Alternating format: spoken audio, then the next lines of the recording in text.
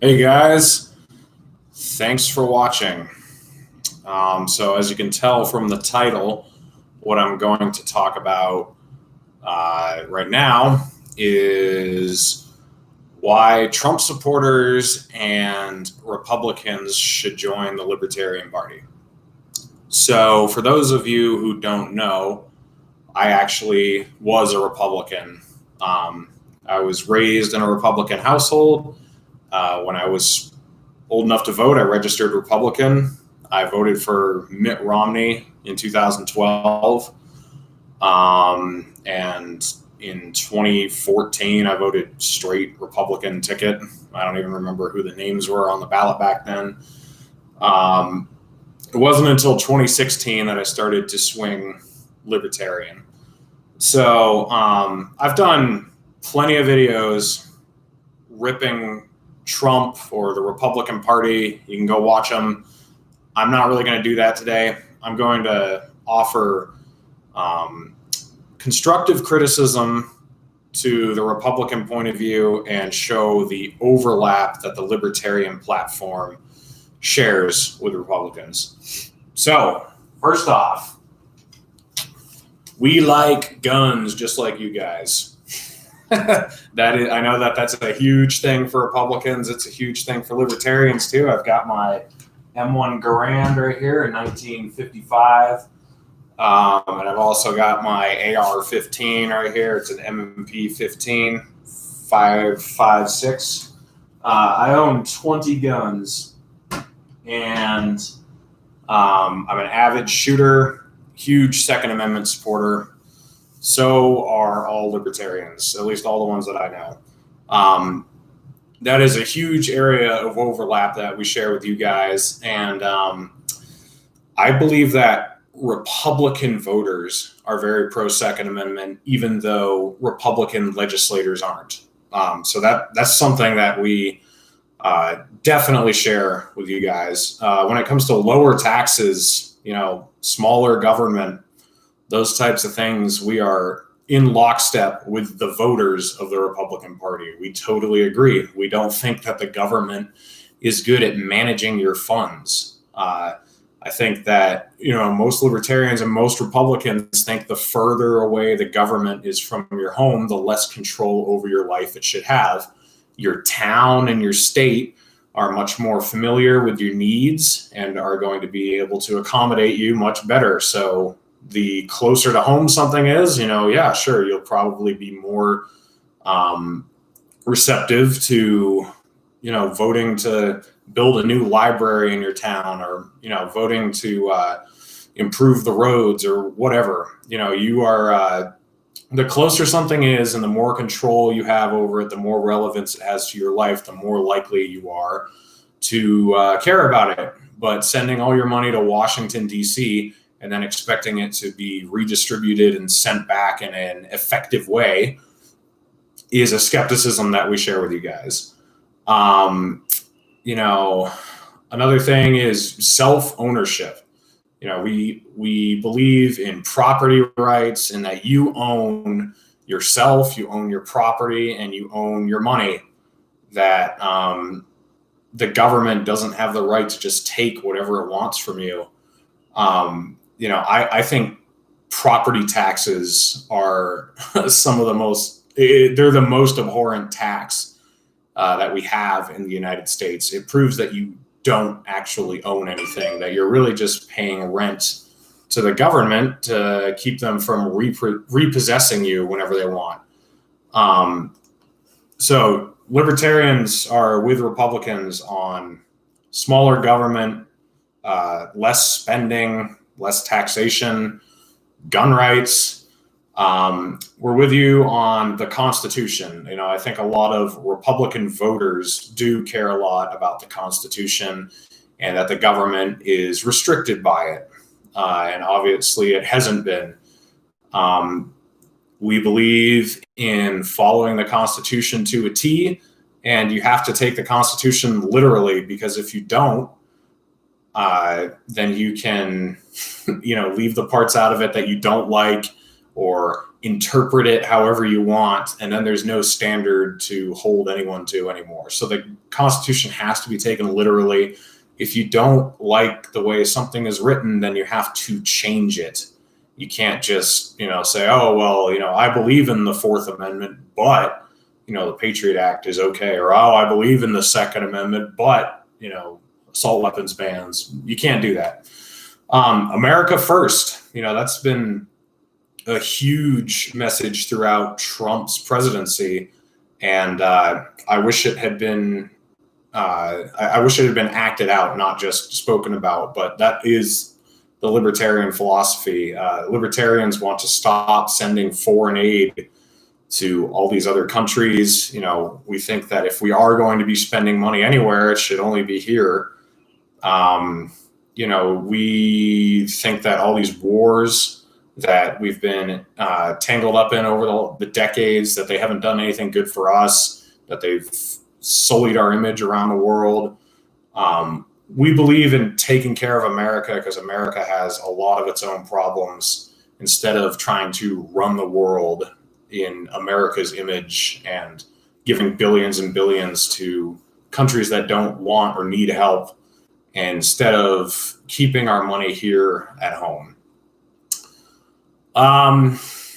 So as far as policy goes, libertarians are typically fiscally conservative and socially liberal. So if you're a socially conservative Republican, I would just say it's time to evolve. I mean, that's going out of style. And when I say socially conservative, I mean in a legislative sense. I am a very socially conservative person. I don't do drugs. I barely drink at all. Very straight edge.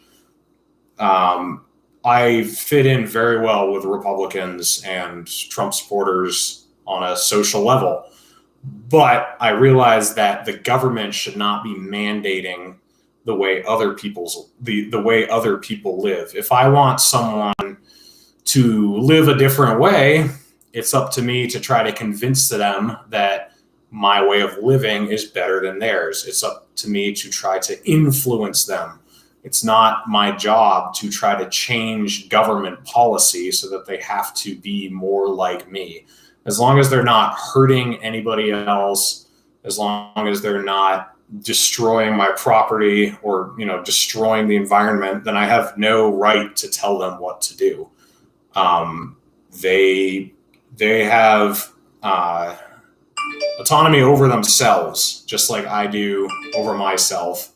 And that's the respect that we should all have for each other as individuals. So social conservatism from a legislative sense is it's dying in America, and that's a good thing. And, the Republicans, the ones who are behind on that stance, they need to catch up because they're just going to be left behind. That's not going to be going the other way anytime soon. So the critiques I want to give, Republicans are skeptical of government programs as far as wealth redistribution or welfare programs go. And I agree with them. I think that those are very ineffective and poorly managed and full of corruption and fraud.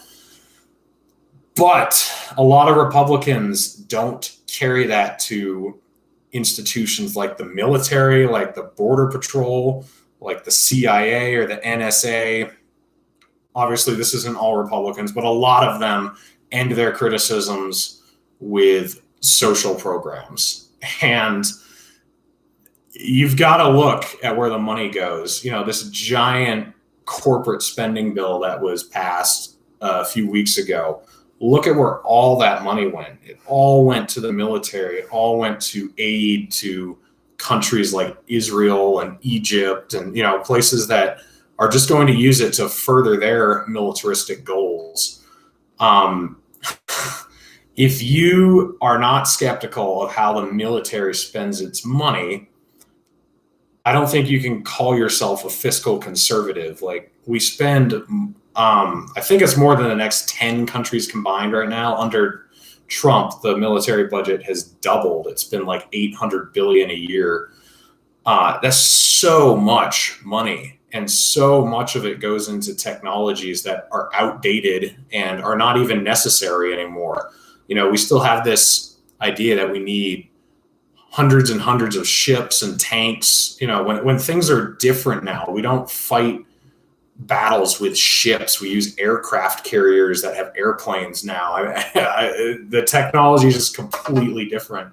Submarine warfare is going out of style. All this stuff that a lot of people still want us to invest billions and billions and trillions of dollars in is becoming irrelevant. So if you're not skeptical of that and you don't want to change that, you really can't call yourself a fiscal conservative. So I challenge you to look into the military. The other area I want to talk about is Border Patrol and ICE, and just border security in general. So I don't like to say I'm for open borders, because I think that just gives the wrong image. It gives an image of me going and tearing down the fence and trying to wave everyone across. That's not really what I think. I think that having security at the border is reasonable, just like we do with Canada. I think showing your passport when you come in, all that type of stuff, that's all great.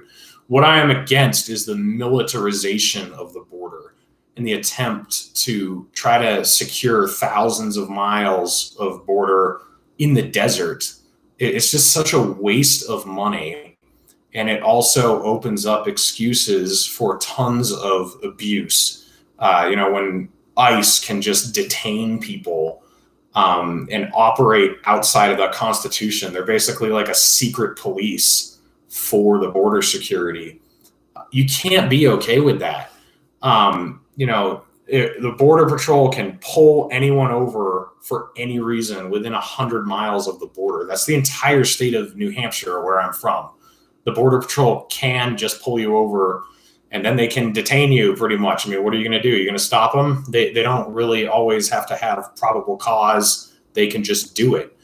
When we have these ICE raids going on in the South, and you have tanks on the border, and you just have like all these checkpoints. I don't know how many of you guys have been to the Southwest, but driving through New Mexico and driving through Arizona, they have border security checkpoints past the border where they're stopping every car. And even though they technically don't have the authority to, if they want to, they will pull you over and they will rip your car apart and, maybe find nothing, but that's not their problem anymore. That's yours.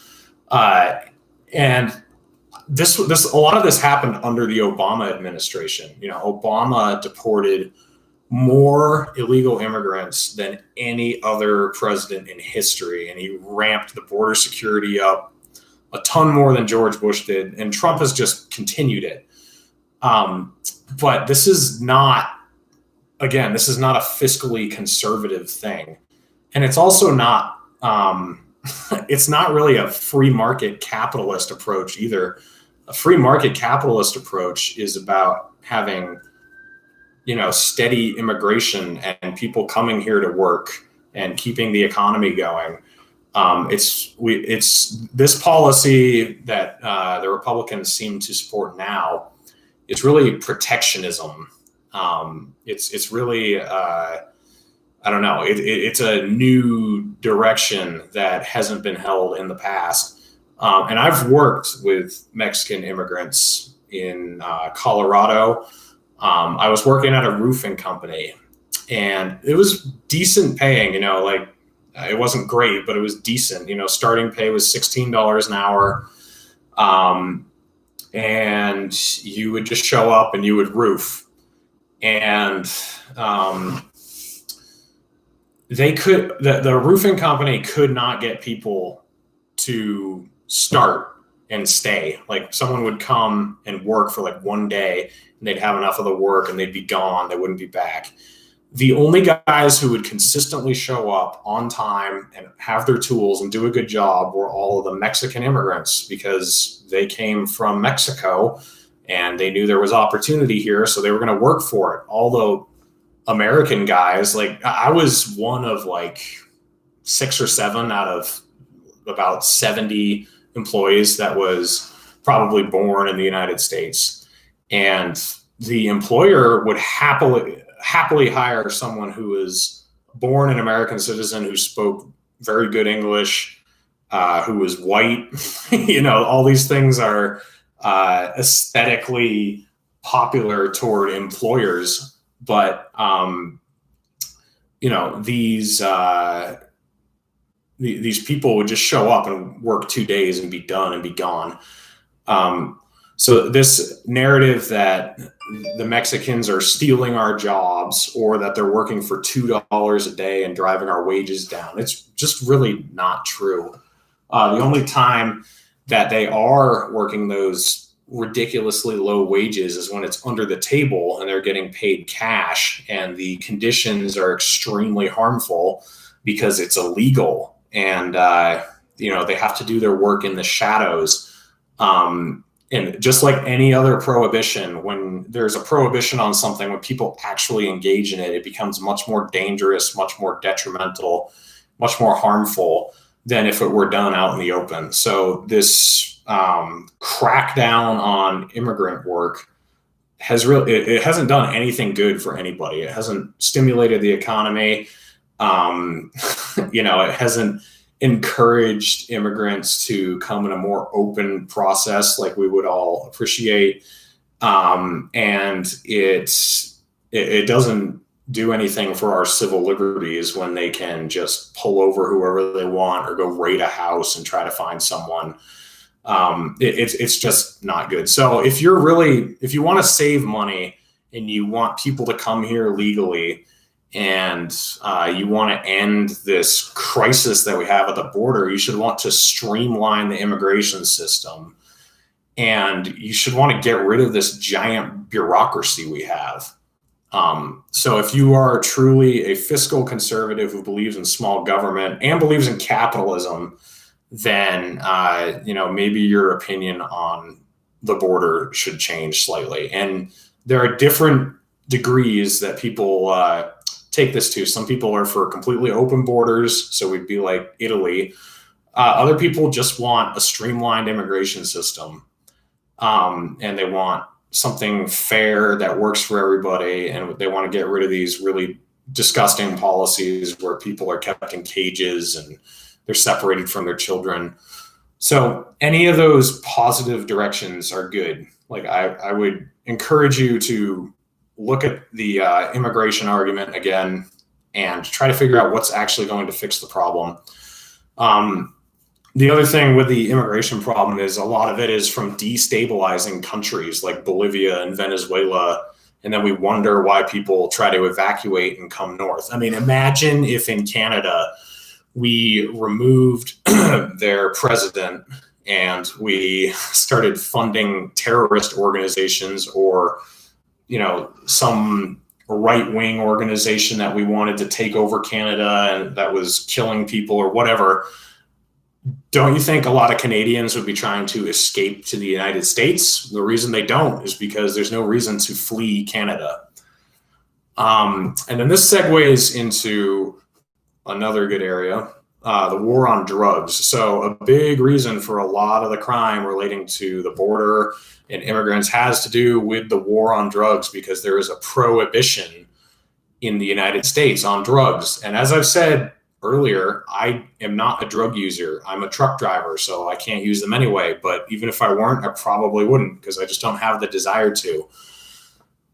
But the fact that we can lock people up for smoking a plant or injecting something or whatever, taking certain pills, the fact that we can lock them up for doing that, in my opinion, is evil. But even if you don't think that's evil, this again goes back to the fiscal conservatism.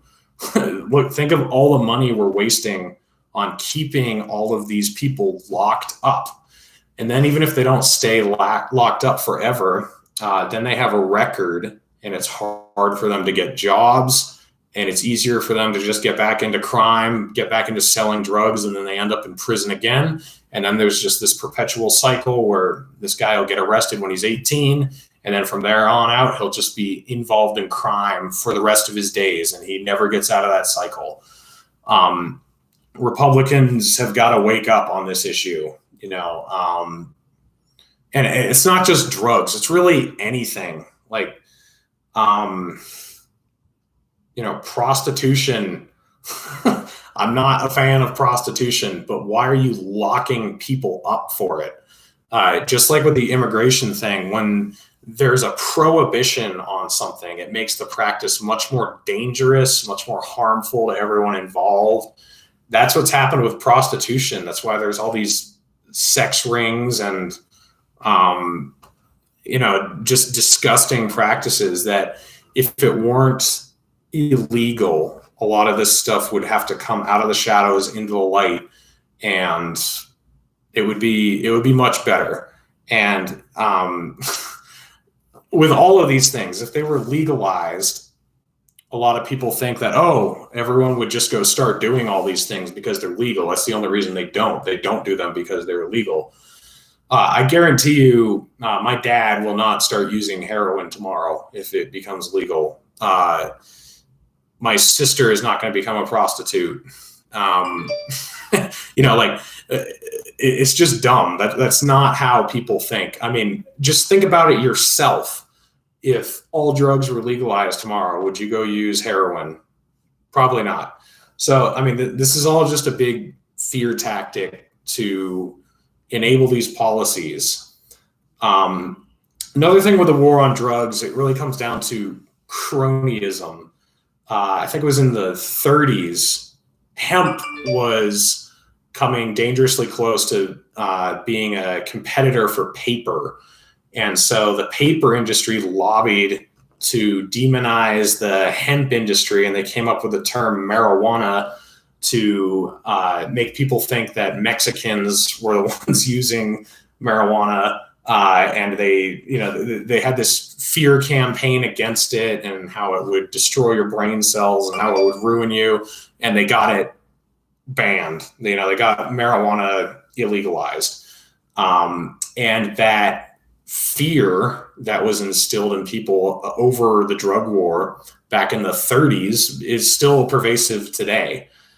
But it all comes back to money. There's a reason that these people were afraid of it, because it has a lot of uses that would fix some predicaments that we're in now. It's great for medicinal use. It's good for construction use. It's good for paper use. It's good for a whole bunch of things. But there's been a successful fear campaign against it so that its competitors could just stay above it. And that's not capitalism. That is cronyism. Capitalism, competition wins. Whoever's got the best product is the winner. And when you can get the government in the way to shut down certain competitors so that they don't threaten you, that is cronyism. And the war on drugs has been facilitated through cronyism. So the Republican Party is going through a tough time right now. And I know it has before, but this time I think it's different. I've seen unprecedented numbers of people want to leave. I've gotten messages from friends who have been Republicans their whole entire lives, and they're asking me, Reed, tell me more about this Libertarian Party stuff. I want to know. So we're here, and we want you. We overlap with you on a lot of things. And even though you might not agree with us on everything, I'd ask you to consider, what has the Republican Party done for you? What have they protected that you care about?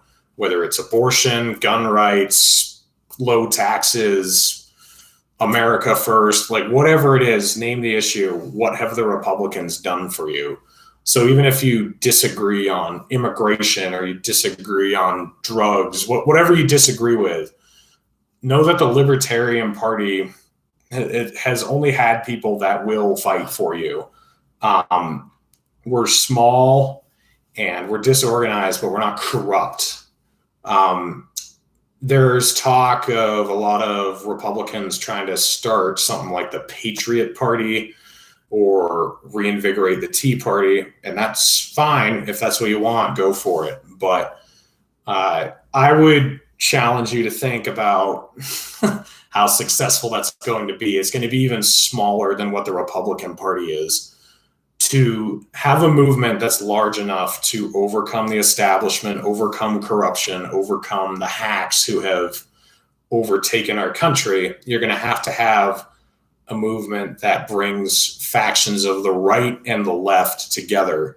And the only transcendent philosophy that exists in the mainstream is libertarianism, because it brings the personal choice of the left and the fiscal conservatism and self-ownership of the right together.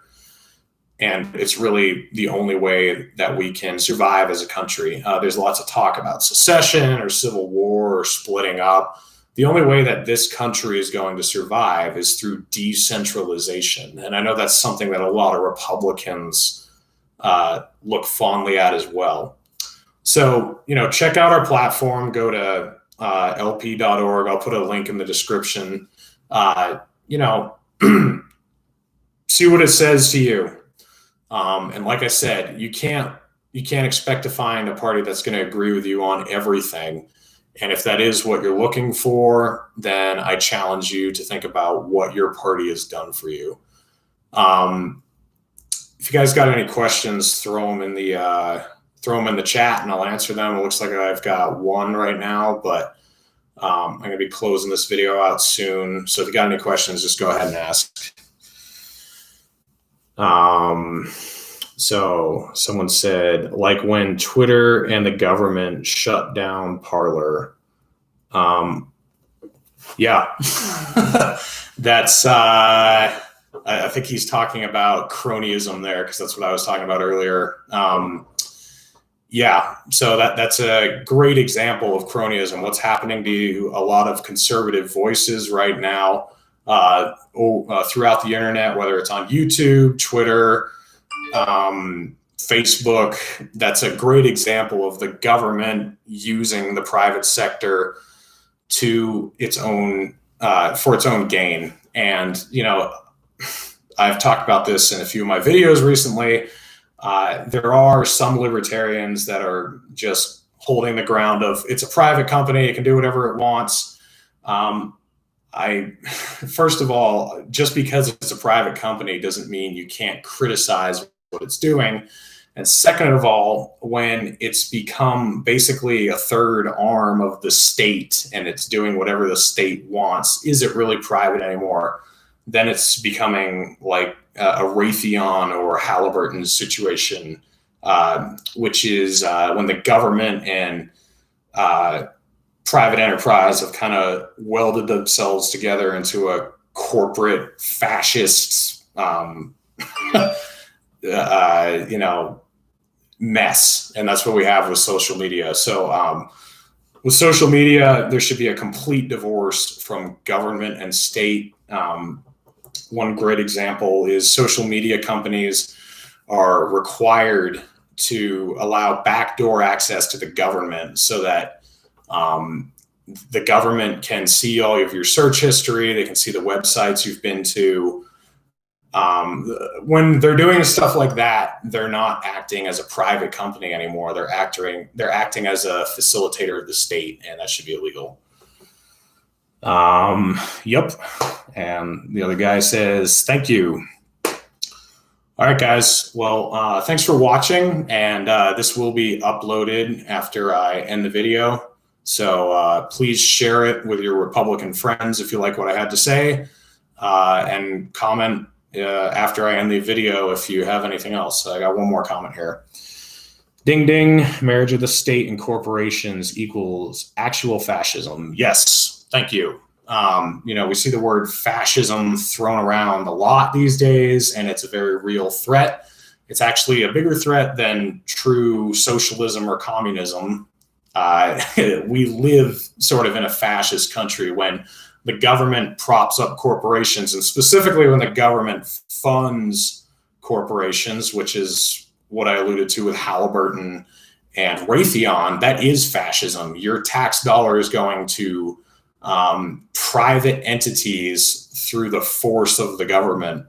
That is fascism, and we do that in this country all the time. Got one more comment here. Google has been actually funded by the Fed. Yep. So to my point, is it actually a private company when that happens? Libertarians, I should talk about this too. Libertarians are 100% against subsidies. We're against corporate bailouts. When we say free market, we actually mean free market. We mean that the government is completely severed from the economy.